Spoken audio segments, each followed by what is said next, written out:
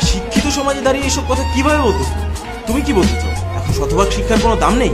শিক্ষাঙ্গন এখন business company sir, আর student হলো product.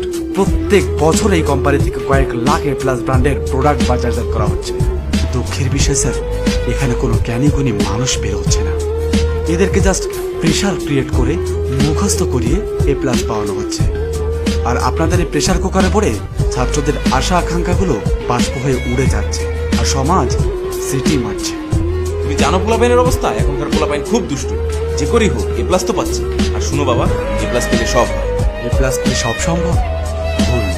এখন সমাজ রেজাল্টকে এমন অবস্থায় এনেছে যে একজন ভালো ছাত্র যদি এ প্লাস পায়, তার দিকেও আঙুল তুলে বলবে, রেজাল্ট কত টাকা দিয়ে কিনেছেন?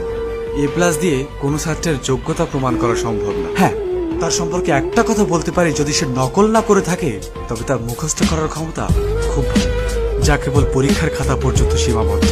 আর এভাবে চলতে থাকলে জাতি খুব তাড়াতাড়ি মেধাশূন্য হয়ে পড়বে। বেঁচে থাকবে শুধুই আপনার এ প্লাস।